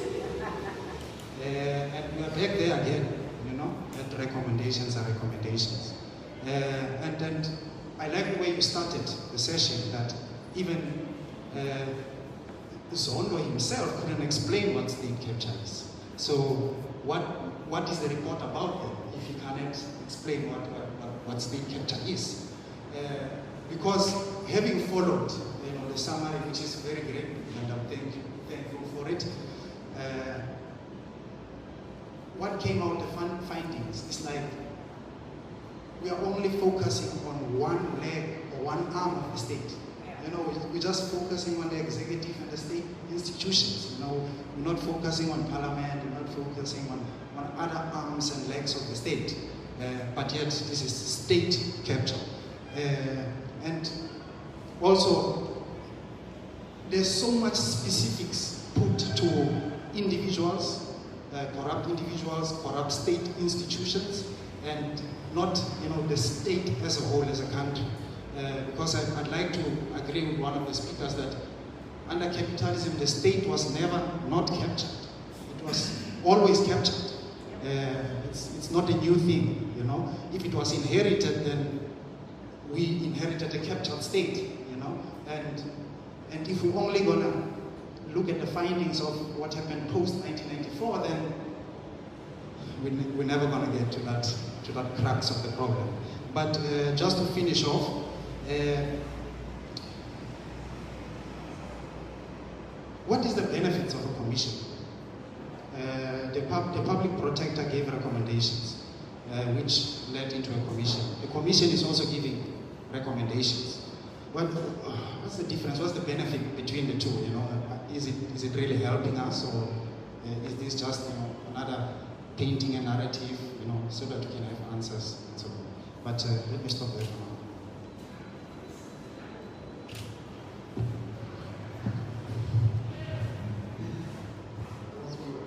My name is Guerrero. In your presentation, you mentioned that the findings of the commission is strong and there was evidence, but the recommendation, some of them were intermediate, if that can be right. I'd like to know from you, what can be the possible reasons for that? What can be the possible reason for deviance in the recommendations? One, there's strong evidence that an unlawful act has happened, and there's people, and there are witnesses at the same time. Thank you.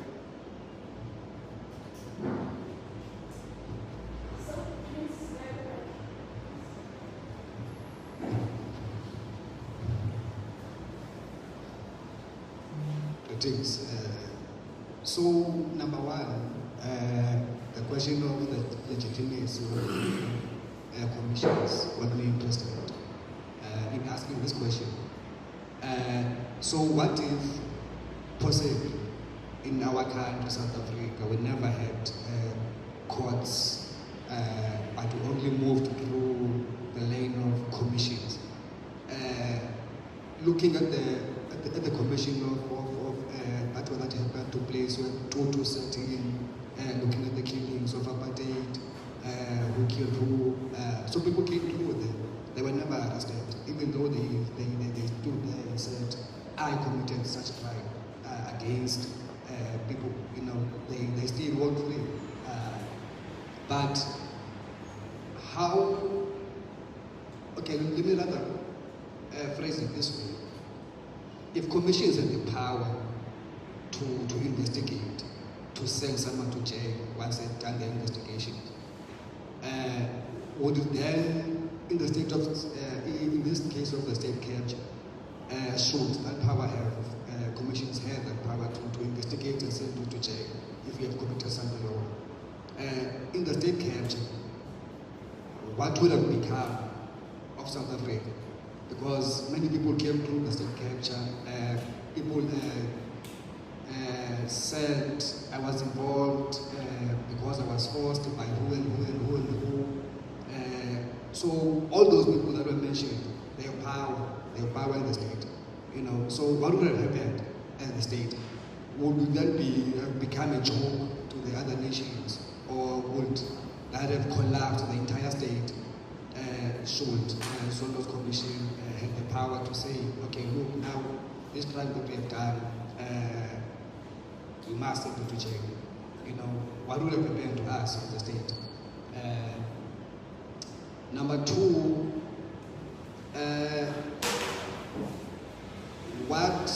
so I'm glad that this is also, because Zulu is the one, he's the key player in the state capture.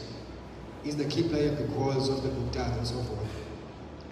But looking at the Zulus and these team players, what's going to happen to Zulu?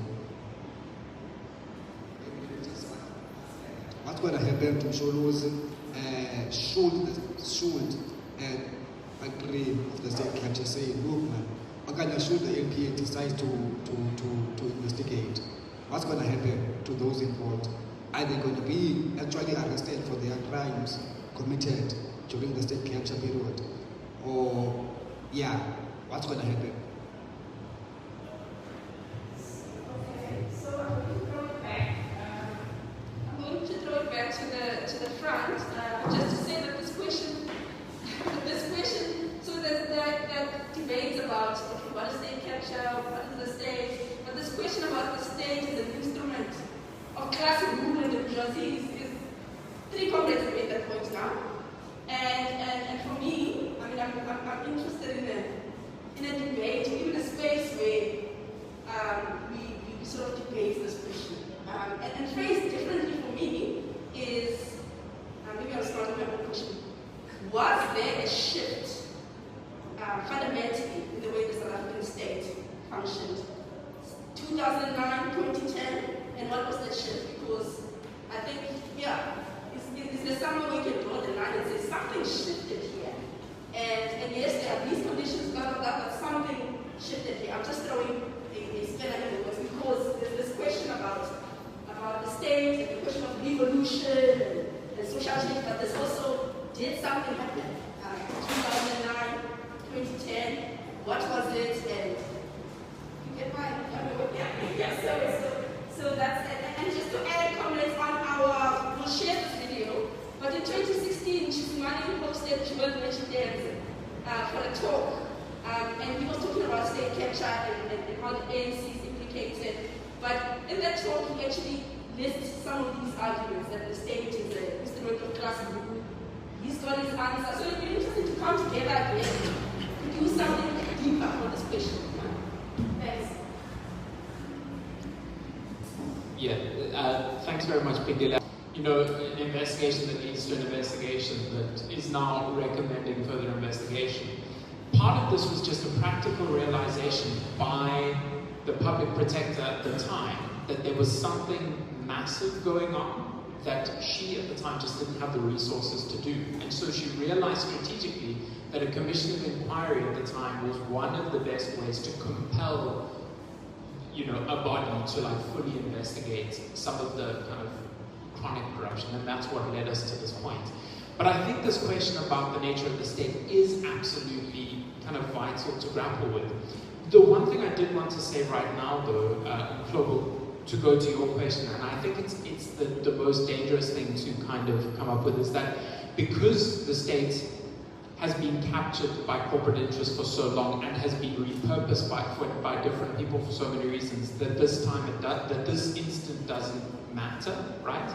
It does matter fundamentally, because all the struggles that everyone collectively is engaged in is undermined when people steal billions of rand from the state, right? And I will return to that point. I mean, something that Zen mentioned is a great example, is that there's a current, contemporary, urgent struggle to ensure that a basic income grant is implemented in South Africa. And the state's ability to do that, and even the ability of people who are opposed to that for the incorrect reasons, their ability to push back against it, is made easier by the fact that the Guptas and their friends have looted the public fiscus and have ensured that the South African state is in catastrophic debt, right?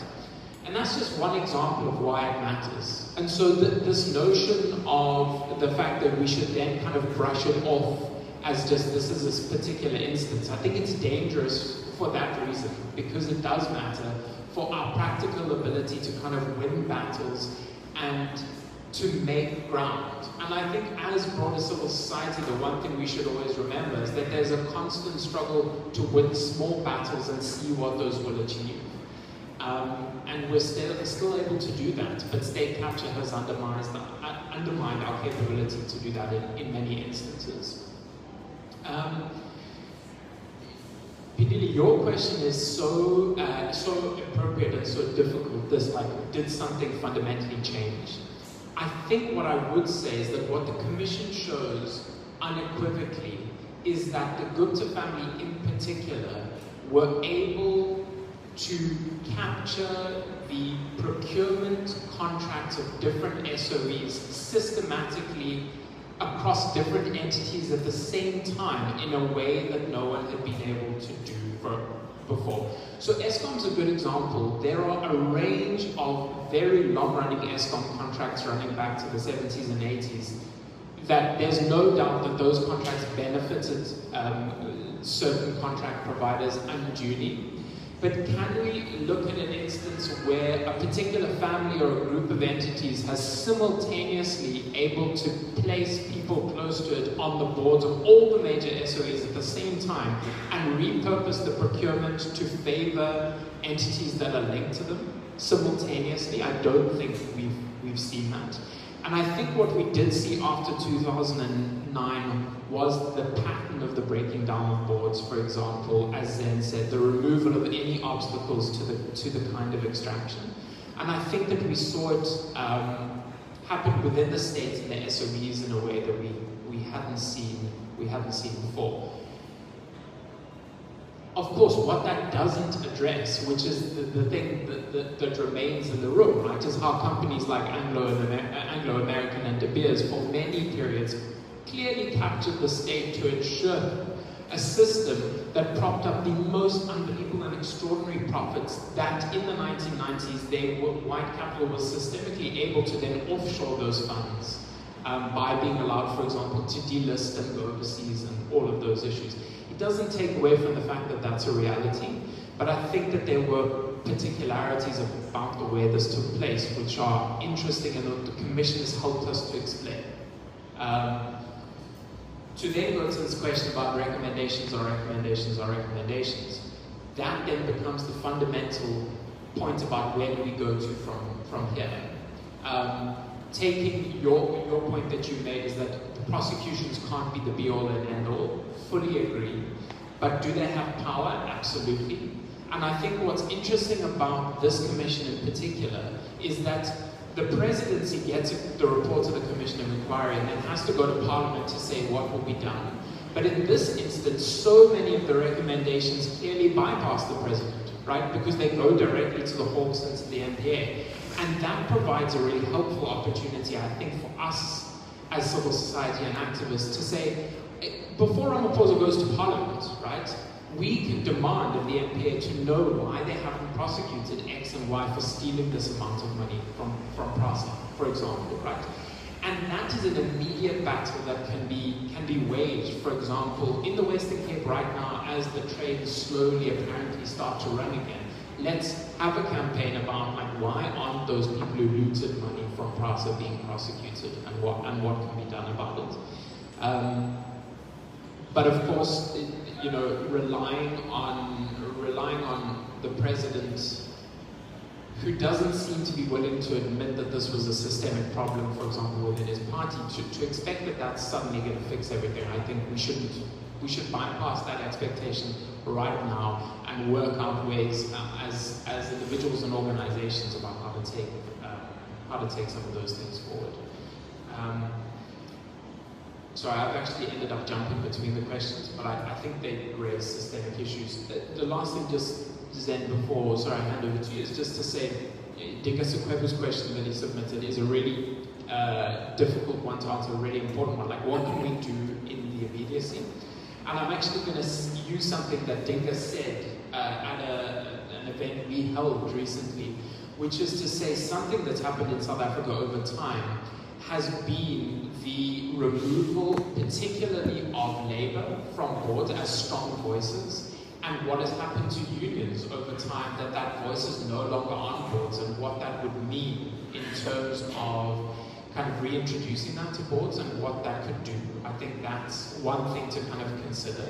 But that would, of course, I mean, maybe we need another discussion as well to grapple with what has happened to organised labour in South Africa and their role in state capture. But the other thing, and I don't know if we mentioned this earlier, but of course the Zondo Commission has recommended that the ministers should no longer be allowed to appoint boards. And that's a really interesting idea, right? Should we just create another body that is tasked with appointing the boards of SOEs? It's an interesting proposal. At the same time, it drags us into the same problem we always have, which is that it's always great to recommend a new institution, but how do we ensure that that institution doesn't fall prey to exactly the same problems that we've had? So, for example, if we do have a new body that decides who goes to the board of Denel, who sits on the body, who decides who sits on the body, and who holds that body accountable? But the Commission has thought about that issue and how to kind of move forward in that regard.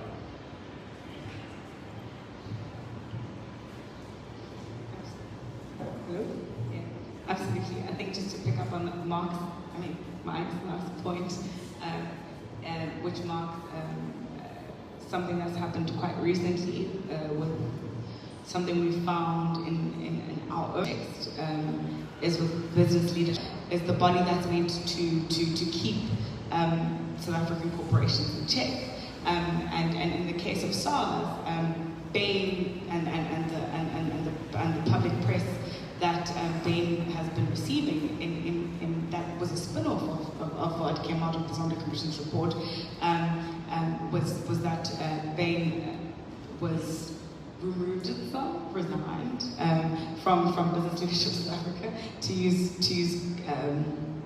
collegial words. But what we find with that is that a number of the people who head up that business leadership essay, who are meant to keep corporations in power, are also CEOs of the various businesses that they're meant to be keeping in place.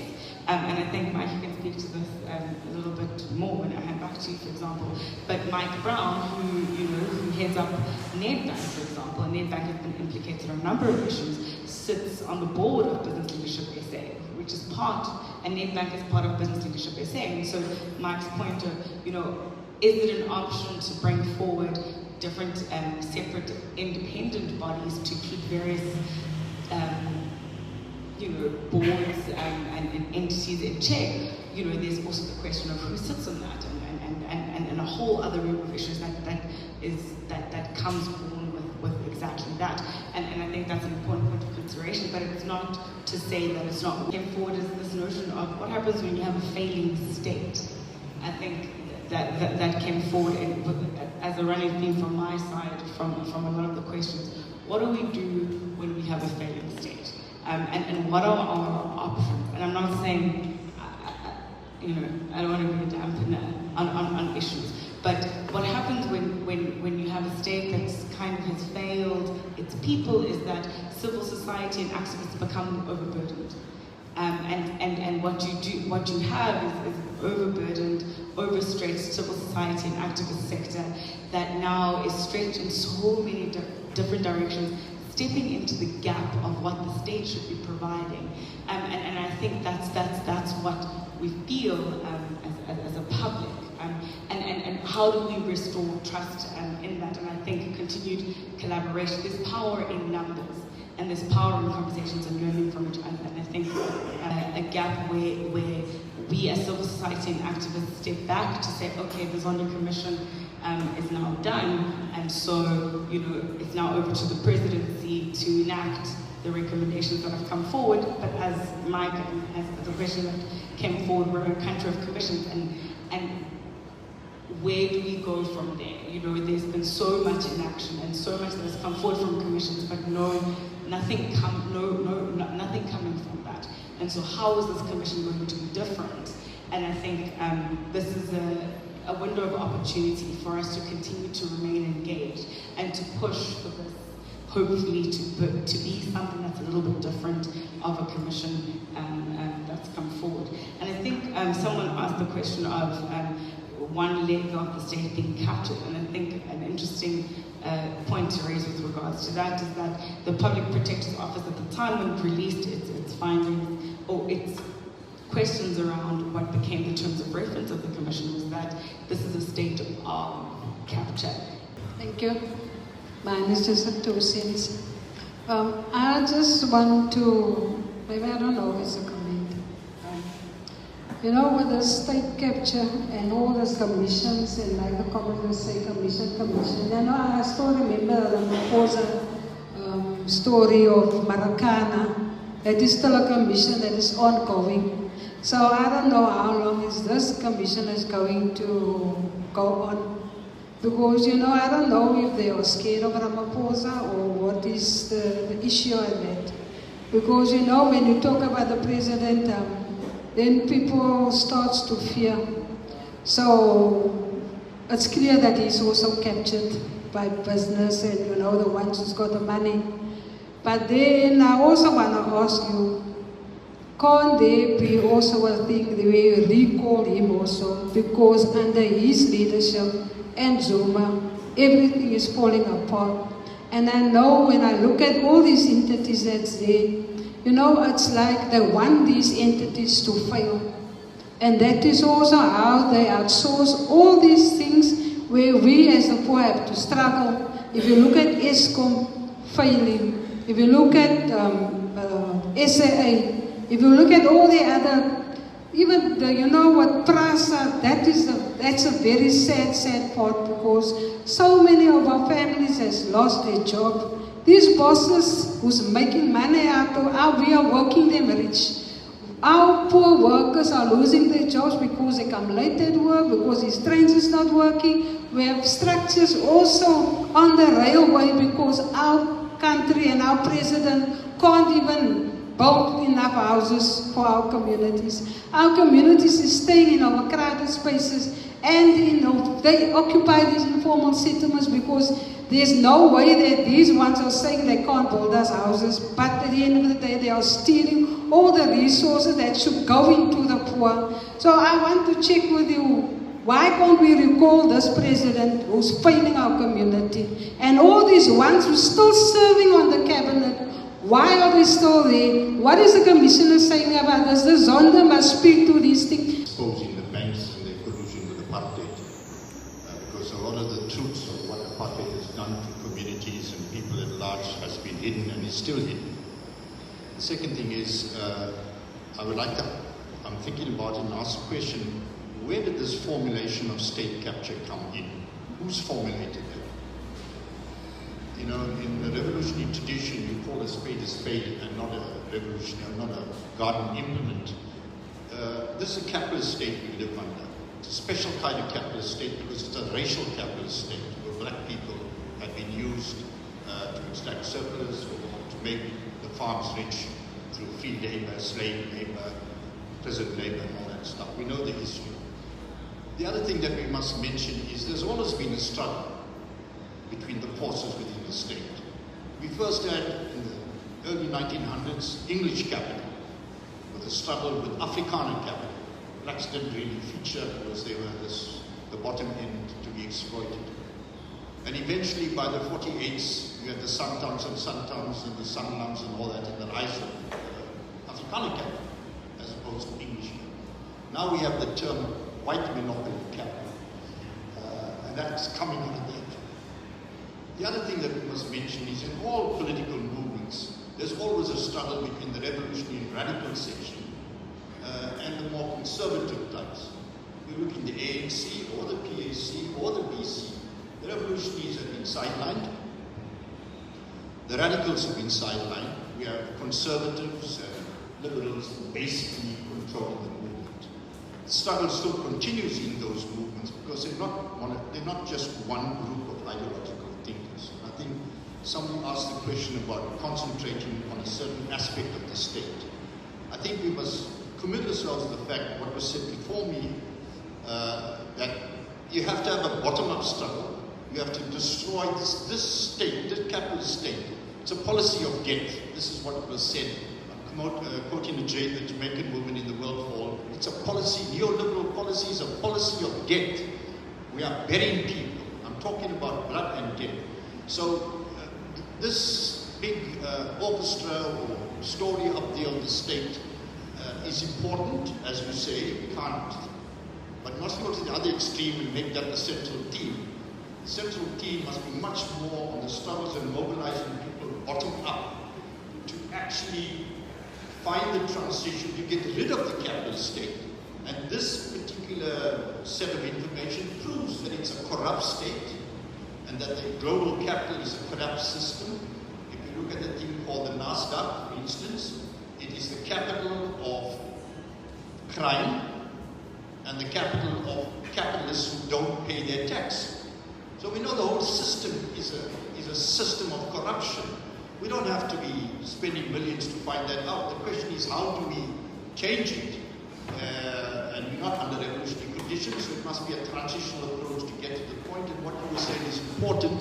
The small little battles in our communities mustn't be undermined, because those are the basic stepping stones for the movement that will bring about the fundamental change, what we've all dreamed about, the real freedom we want. So once again, thank you, Tshisimani, for bringing us here, and all those who have contributed. I think we must continue to grapple, but the more we expose the apartheid regime, the better. Thank you.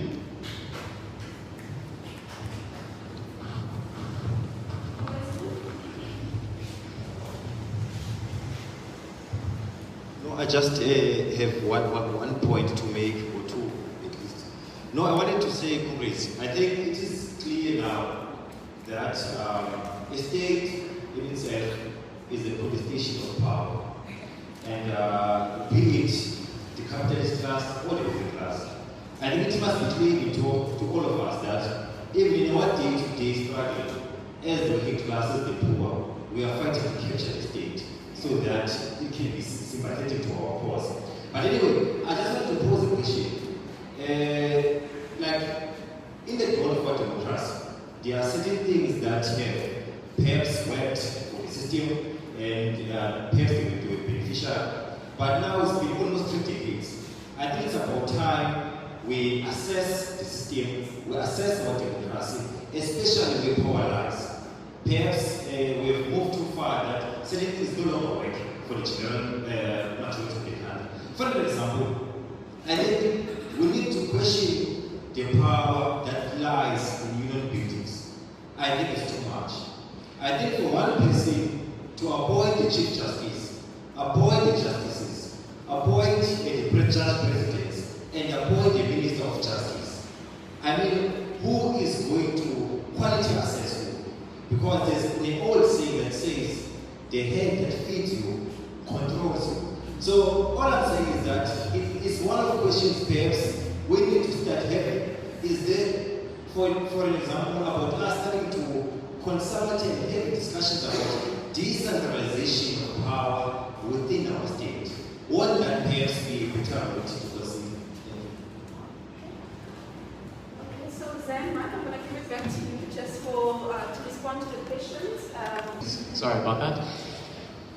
So I think there are 2 themes that came out here, and I think they're less questions and more kind of comments that I want to agree with and kind of reiterate. The first one, which was the comments made, the first 2 comments made, right, is that the nature of power in South Africa over long periods has had disastrous consequences for poor and working class people around the country, right?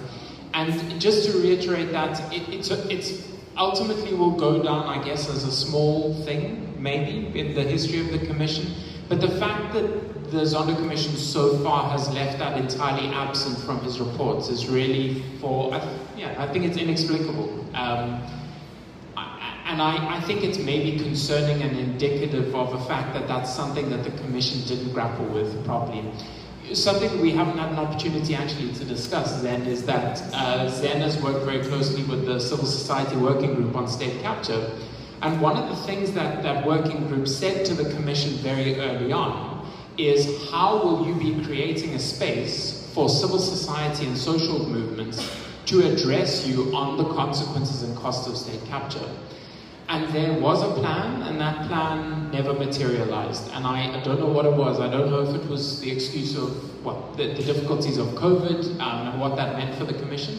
But I think those voices were absent from the Commission, and its findings are going to be the poorer for that, because they are not represented there. And I think that's a huge problem. And then the final point, this has been said, I think, eloquently by several people in the room, but it may be the last thing I'll say as well, because maybe it encapsulates one of the difficulties we have speaking to these issues, is that as investigators at an organization like Open Secrets, we inevitably get dragged into looking at the details of things. And it's important to do, to unpack what happened at South African Airways and who needs to be prosecuted, for example. And that's what the Commission has done as well. But the point is, you can't have a legal or a technical solution to what is ultimately a political problem, right? A political problem needs a political solution. And the Zondo Commission is not going to give it to us. It might help our understanding of one or two instances of what have happened. But as you've said so powerfully, the political solution comes from people's power and reimagining the state and reimagining what's possible to create a just society. And reforming how we do public procurement might help us have more money in the state available, but without much more fundamental changes in the way that money is spent and the way that people are treated in South Africa, that will not change. And so that point, I think, has been made better than I've made it by many people here tonight, but it's maybe one of the takeaways, is that the Zondo Commission is the real kind of political change. It's just one, it provides us some opportunities, but not the be-all and end-all. Thanks, Mike. I think this is before last comment, right? Just responding to some questions. And I think kicking off from the last comment of what Mike has said, which came from the room, is the Zondo Commission is never going to be the be-all about some of what comes forward. But I think, as Mike mentioned, it would be now to mobilize around a continued implementation of the recommendations, so they're not recommendations for recommendations' sake, so that, you know, there's public pressure to continue that. But I think one of the other things, just, you know, what now, is that there was this moment of validation to say, you know, what we've been saying is not what we've been saying, but has been, you know, proven in a sense, in a quasi-judicial you know, not non-court of law, but recognized by our legal mechanisms in the country. And I think that that's something of hope to take away in this sense, to say that, you know, it wasn't all for nothing, and it's not all for nothing. There are powers to commissions, and they're not just a waste of taxpayers' money. And when you look at how much a commission costs and how much has been stolen, it's incomparable to what the public now knows and can be placed on record, and what's been revealed in evidence, and can be used by our criminal justice system and by us as activists to take information forward. And I think as much, you know, again, as we've been critical, and we all have been critical, that's something really important to remember about the importance of, you know, what can happen when you have a commission that can operate in good faith to bring information forward and to be the public fact-finding mission body that it's enacted to be by law. And I think just to kind of round up some of the questions, I'm not going to repeat what Mike said. You know, he took one of my talking points about civil society collaboration and continued vigilance being the price of our freedom, and the Civil Society Working Group and state capture and the work around that. I won't repeat that, but thank you, Mike, for speaking to that. But just to move on from that is to say, I think someone was speaking about neoliberalism and bottom-up change. And I think it's not only about bottom-up change, but it's I think what's evident is when civil society collaborates, bottom-up change needs to be met with top-down change. And I think, you know, when a bottom-up change tries to mobilize and hits a ceiling, there's public frustration and a lack of progress. And I think speaking to how change happens and how we conceptualize of that problem is that both need to happen, not at the same time necessarily, but both are important and both need to happen for change to happen. And so this pressure that we can apply to say we need to hold public institutions and people to and people with power to account is important, and to say that we can't just be pushing against a wall. We need to be pushing with people that are pushing with us from bottom up to top down, and I think, yeah.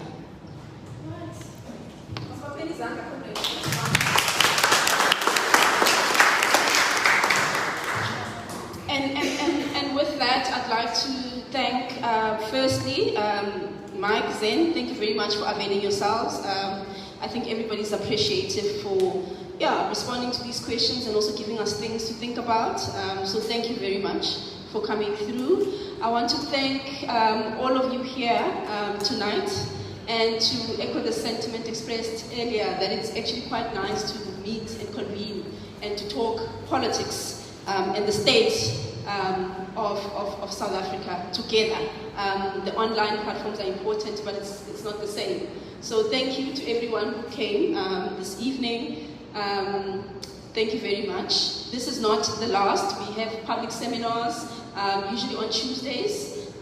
This was supposed to be the first Tuesday of the month, but it's on the 8th, but the next one will be on the first Tuesday of the month of March. So please do come through, follow us on our socials, and if you'd like to be on the mailing list, please just fill in your details on our register. And lastly, I want to thank the Tshisimani team who worked hard to pull this event together. Thank you, Team Tshisimani, and good night to everyone. The refreshments are served at in the cafeteria, so you can take the stairs or the lift there. Thank you very much, comrades.